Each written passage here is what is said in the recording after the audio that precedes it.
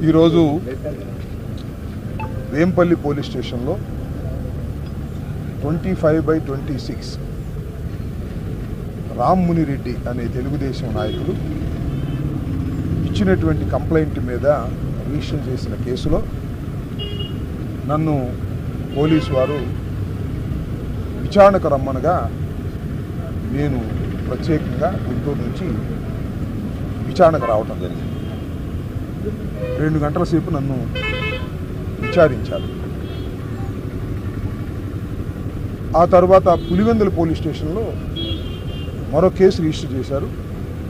ఇక్కడ నుంచి నేను మళ్ళా పులివెందుల పోలీస్ స్టేషన్కి వెళ్ళి అక్కడ హాజరై ఆ విచారణలో కూడా పాల్గొంటాను.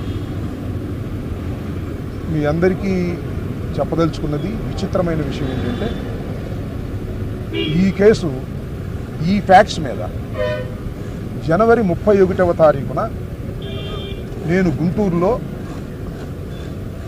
గోరంట్లలో చంద్రబాబు నాయుడు గారిని దూషించానని కేసు పెట్టారు. ఇక్కడ కూడా అదే. ఈ కేసు ఆల్రెడీ నల్లపాడు పోలీస్ స్టేషన్లో రిజిస్టర్ చేశారు. నన్ను అరెస్ట్ చేశారు. నన్ను రిమాండ్కి పంపించారు. 18 రోజుల పాటు నేను రాజమండ్రి సెంట్రల్ జైల్లో ఉన్నాను. సేమ్ కేసు ఇది కూడా. ఆ ఫ్యాక్ట్స్, కొత్త ఫ్యాక్ట్స్ ఏమీ లేదు. కొత్త నేరం ఏమి నేను చేసినట్టుగా వాళ్ళు చెప్పడం లేదు. మీకు ఇంకొక విచిత్రమైనది చెప్తా. 36 కేసులు ఇంతకుముందు రిజిస్టర్ చేశారు. Same facts. 31వ తారీఖున నారా చంద్రబాబు నాయుడు గారిని అంబటి రాంబాబు తిట్టాడు. 36 కేసులు, 18 రోజులు జైలు. మళ్ళా 2 కేసులు ఇక్కడ. వేంపల్లి పోలీస్ స్టేషన్లో కేసు, పులివెందుల్లో ఒక కేసు. చట్ట ప్రకారం ఇది వ్యతిరేకం. ఒక నేరం మీద, ఒక నేరం చేసి ఉంటే ఒక నేరం మీద మల్టిపుల్ కేసెస్ పెట్టకూడదు. ఇది న్యాయస్థానాల తీర్పు ప్రకారం అయినా పెట్టారు. ఎందుకు పెట్టారు? లోకేష్ బాబు గారు ఆదేశాలు, చంద్రబాబు నాయుడు గారు ఆదేశాలు. అంబటి రాంబాబుని వేధించాలి, అంబటి రాంబాబుని తిప్పాలి అనేటువంటి ఒక కక్షపూరితమైనటువంటి వాతావరణంలో ఈ రకమైన కేసులన్నీ పెట్టి మమ్మల్ని ఇబ్బంది పెట్టాలని చూస్తున్నారు. నన్నే కాదు, ఇవాళ చిత్తూరులో పూడి శ్రీహరి మా జనరల్ సెక్రటరీ మీడియా చూస్తుంటాడు. ఆయన కూడా చంద్రబాబు నాయుడు గారి మీద ఏదో ఒక పోస్ట్ పెట్టాడని ఒకసారి అరెస్ట్ చేశారు. అరెస్ట్ చేస్తే కోర్టు వారు బెయిల్ ఇచ్చారు. మళ్ళీ హైకోర్టుకి వెళ్ళారు. హైకోర్టు వారు బెయిల్ సస్పెండ్ చేశారు. మళ్ళీ ఇప్పుడు అరెస్ట్ చేశారు. మళ్ళీ బెయిల్ ఇచ్చారు ఇంతకుముందే చిత్తూరు కోర్టు. మళ్ళీ అరెస్ట్ చేయడానికి సిద్ధంగా ఉన్నారు. అంటే ఏంది నాకు అర్థం కాల. ఒకటి. రెండవది, సజ్జల భార్గవరెడ్డి సోషల్ మీడియా చూసినటువంటి వ్యక్తి. ఆయన మీద కేసుల మీద కేసులు పెట్టారు. పోలీస్ స్టేషన్కి తిప్పుతున్నారు. ఇన్వెస్టిగేషన్ పేరు మీద ప్రశ్నలు అడుగుతారు. పిచ్చి ప్రశ్నలు, అన్ని పిచ్చి ప్రశ్నలే అడుగుతారు. గంటల తరబడి కూర్చోబెడతారు. అంటే మేము ఒత్తిడికి గురవ్వాలి, మేము భయపడాలి. మేము భయపడతామా? మేము భయపడతామా అని అడుగుతా ఉన్నా. రాజశేఖర రెడ్డి వారసులం, జగన్మోహన్ రెడ్డి వెంట నడుస్తున్న వాళ్ళం.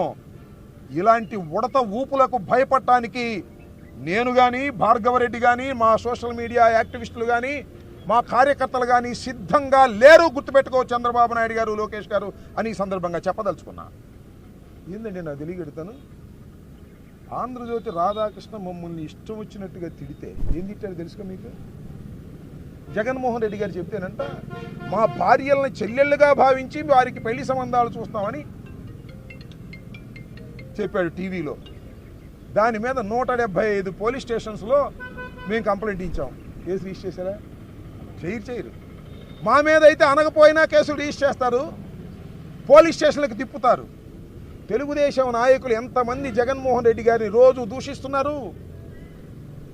ఒక్కడి మీద కేసు పెట్టారా? పెట్టరు. మా మీద మాత్రం కేసులు పెడతారు, తిప్పుతారు. మమ్మల్ని భయపెట్టాలని చూస్తారు. మేము భయపడతామా? చెప్పని అడుగుతా ఉన్నా. అంటే ఏమండి చంద్రబాబు నాయుడు గారు, లోకేష్ గారు, ఏమండి డీజీపీ గారు, వాళ్ళకు ఒక ఐపీసీ, మాకు ఒక ఐపీసీ ఉందా? 2 ఐపీసీలు ఉన్నాయా? ఇండియన్ పీనల్ కోడ్స్, దాని ఏదో బిఎన్ఎస్ఎస్గా మార్చారు. వాళ్ళు నేరాలు చేస్తే కేసులు రిజిస్టర్ చేయరు, మేము నేరాలు చేయకపోయినా కేసులు రిజిస్టర్ చేస్తారు. వాళ్ళకు ఒక చట్టం, మాకు ఒక చట్టం.